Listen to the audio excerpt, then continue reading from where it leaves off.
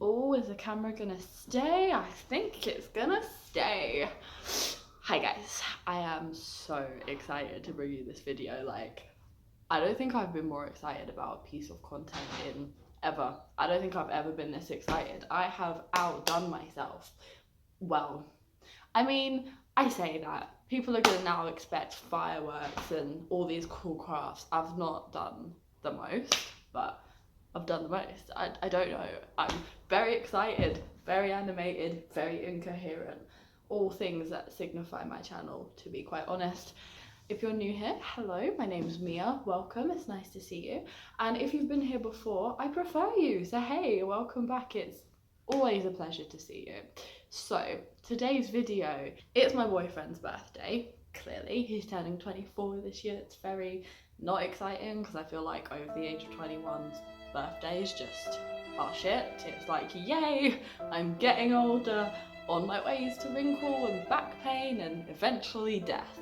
So that's fun. But they are also an excuse for gifts. My point being, I have been planning this since his last birthday. So there is a different element to the gift giving process this year. This year I'm focusing a lot more on DIYs and crafts. So I thought I'd use this as a chance to create some fun DIY gifts for him because honestly, there's not that many. I've not seen that many good gift guides where it's like gifts for him because they're all a bit shit, they're all a bit cringe, and I'm like, your mum might allow it. Whereas if I give my dad something a bit cringe, he's like, did I pay for you for 18 years to get this? Are you joking? Is this a mockery? What do you think this is? And Daryl's the exact same. He'll be like, Mia, do I cook you dinner 4 nights a week for you to get me some shitty scrapbook that I don't like? So it's a good point. So I've gone on a mission. I have found some DIY gifts that people will actually want, and yeah, that's basically the premise of this video. I'm trying real hard to give my boy a good birthday while we're in isolation, so I hope you enjoy.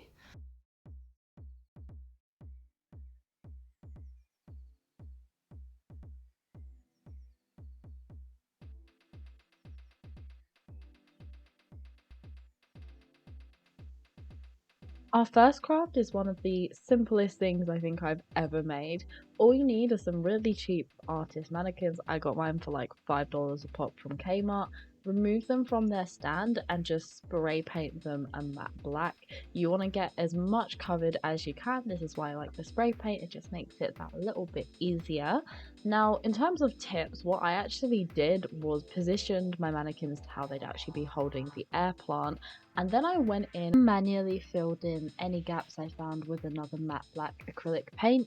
I did taste test, what am I on about? I did patch test these two paints together in advance just to check that this wouldn't leave any like unsightly, weird, different shades, but they did match really perfectly, so it just meant that every part of the mannequin that was exposed was definitely covered, and I highly recommend it. Once everything's dry, just pop your air plant into place and that's this done. They're really easy to take care of. You just spray them with water once a week and Bob's your uncle.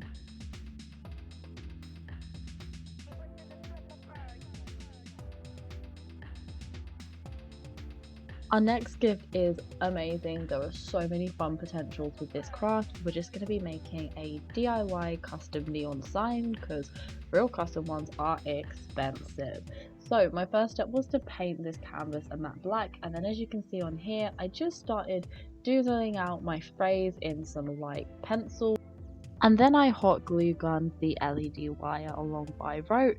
I ended up running out though, so instead of love stories often happen in cities, which is the name of my boyfriend's EP, I ended up only having enough wire to do love stories plus cities. So love that for me. Some tips here are less is definitely more when it comes to the hot glue. I don't know if it's my hot glue gun specifically, which isn't the best, I admit, but it did leave me with loads of big, really unsightly piles of glue that were a pain in the ass to cut off later. So yeah, definitely be mindful of that. I did end up going over and painting some parts of the canvas black just to get it a little bit more uniform, but do be careful. Wherever you want like a line break or a space between words, all I did is punched a hole through the canvas using a thin pen and then fed the LED wire through that so that it was on the back of the canvas, and then if you want it to come back up again, you can just rinse and repeat, kind of like you're sewing but with wire.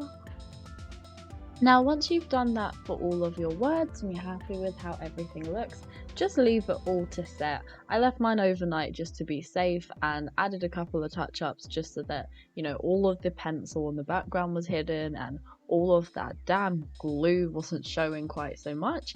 And then yeah, just pop in your AAA batteries, turn it on, and be very impressed with yourself.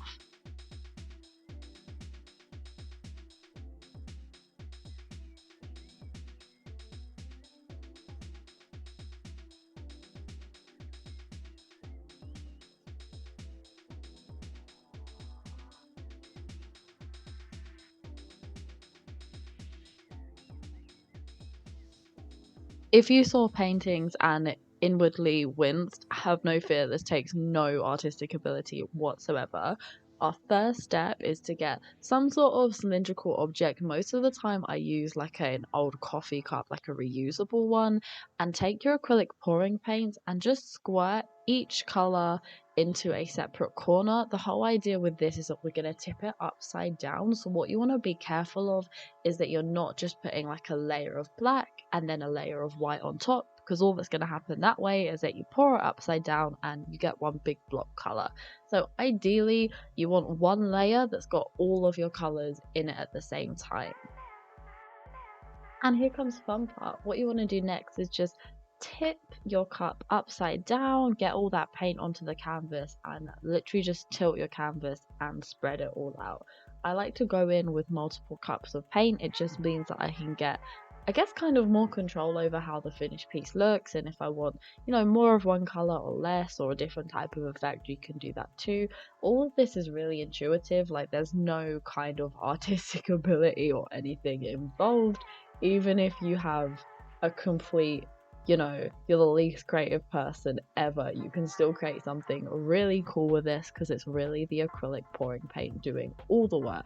So yeah, once you've got something that you're happy with the look of, just leave it to dry. I recommend 12 hours just because acrylic pouring paint has a really weird, almost tacky finish. So just give it a full 12 to 24 hours to fully set, and then you're good to go.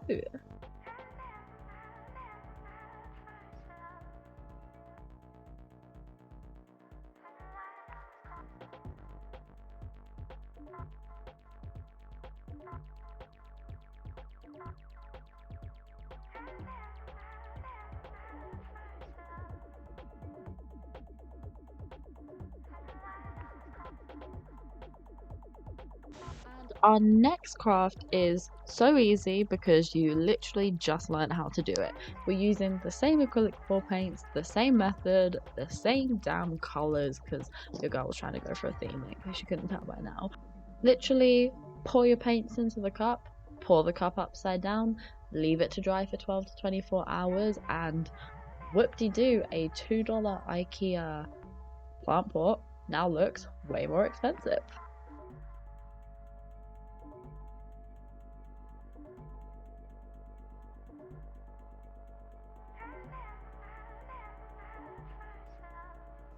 Fun fact about our next gift, which is an Obsidian air planter.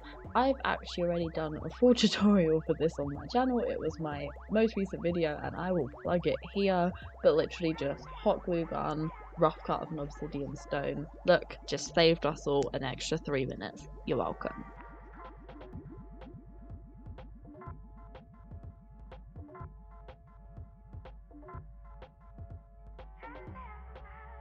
First up is a super simple key tray using polymer clay. This is so cheap. I love polymer clay so much. It's not messy, no water involved, and it's just such an easy craft. So the first step is to cut an equal sized piece of each color of clay that you've got and just start to knead it and work it in your hands until it's starting to give a little bit. And then you want to roll your little balls of clay out into thin snakes of each colour. Once you've got thin snakes that are roughly around the same length and width, you want to wind these around each other and then roll them out to make a smooth, long snake. Now, once you have one smooth snake, I guess you could say, you want to just rinse and repeat the same method, fold it over, twist it over itself. The more times you do this, the more of a marbled effect you're going to get when you roll it out. Next up, just roll your blended big snake of clay into a ball, use a rolling pin and roll it out into a rough dish shape. Honestly, do better than me, base this off of an actual dish. I just kind of was like, whatever, this will be fine, and then baked it, but you can definitely do it neater than I did. And once you've baked your clay based on the instructions it's come with, just paint the edges of this little trinket dish with a nice silver acrylic paint. And that's it. That's the tweet.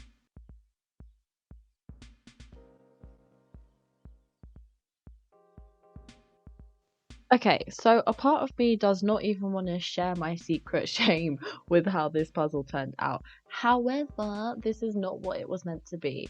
I went wrong in two ways here. First, I thought this was a 100-piece puzzle as opposed to 1,000 pieces.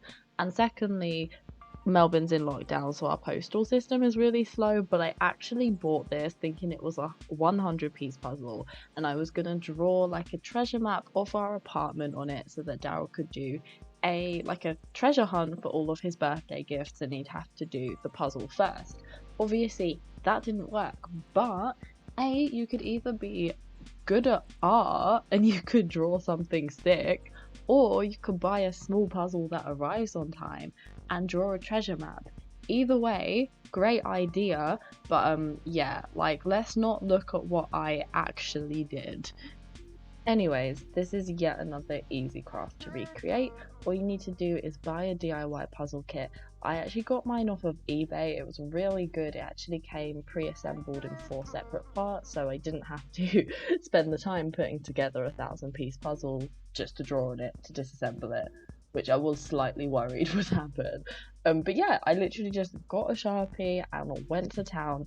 Again, Daryl's birthday had already gone at this point, and I was like, I'm just doing this for the video, so I went in pretty blind. You should definitely have a design though.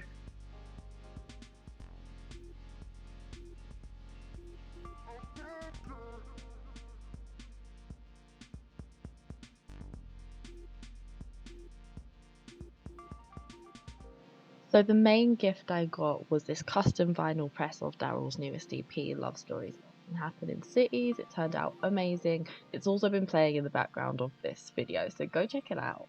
And our last gift is super cute, but also really easy to recreate if you're better with the needle and thread than I am.